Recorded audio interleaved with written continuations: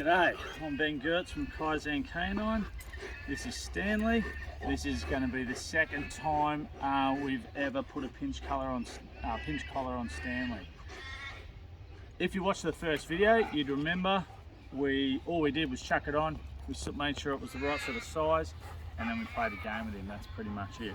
Okay, today we're actually going to introduce him to the feeling of the pinch collar and give him a couple little pops, and maybe even, depending on how that goes, push him and see if we can get him walking a little bit on a loose leash. I already bothered and use that for loose leash walking. Firstly,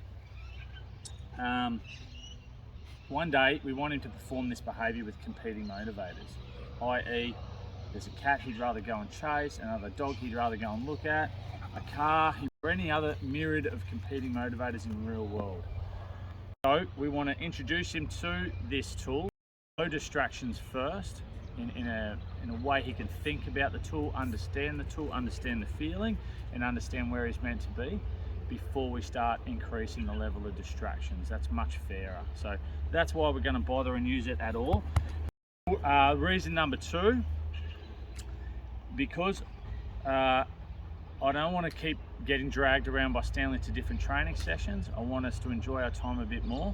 When he's walking on a loose leash and not dragging me there, I'm going to enjoy it more, he's going to enjoy it more, and he's going to have much more energy ready to use for the training session we're about to have. Reason number three, I want to get there quickly.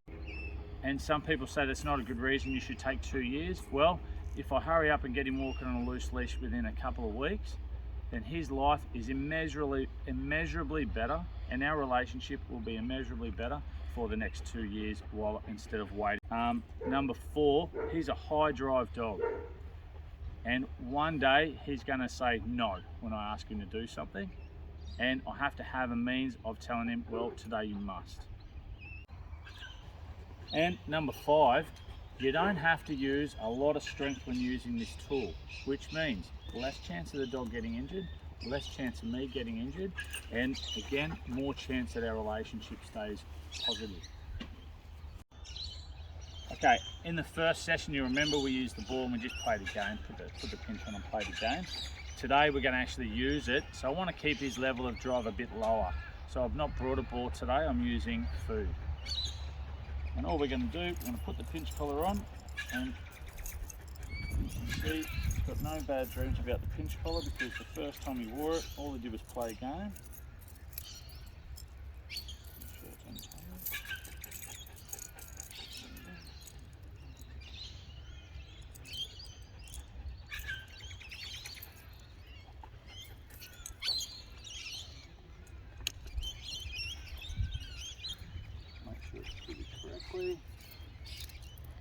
I'm going to clip him onto the pinch now. I'm going to hold a little tension because I don't want him to shoot off and accidentally get a sharp pinch. And he's just felt that for the first time then, what it feels like. I'm just going to give him a bit of food. And we're just using this to just show him he's not going to try to avoid him getting too scared of that feeling for the first couple of times he feels it. I'm also going to teach Stan, and you see I'm just applying a light bit of pressure followed by food. Simple classical conditioning. I'm putting a little bit of pressure here and then food. I want Stan to learn to heel, to walk on a loose leash on the right hand side, not the left.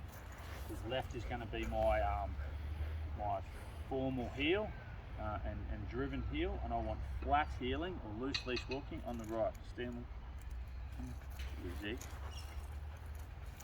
easy.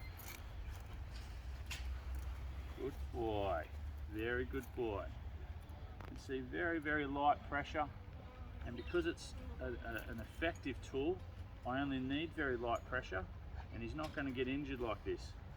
Stanley, easy. Good boy.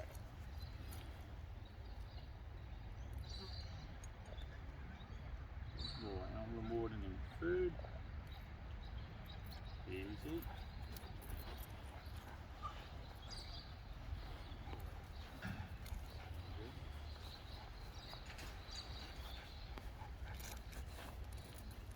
guided in there.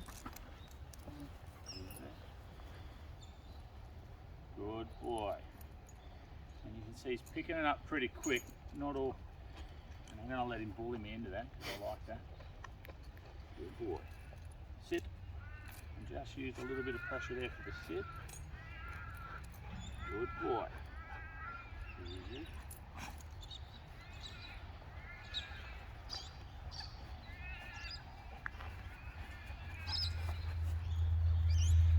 Good boy. At this stage I don't care if he sits slightly in front of me, as long as he doesn't try to shoot off. Good boy.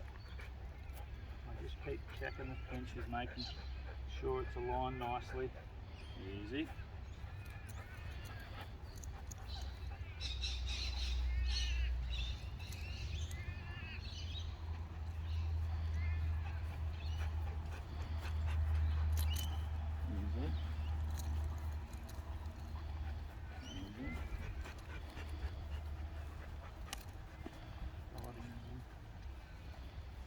First time he's really got to pop a little pop.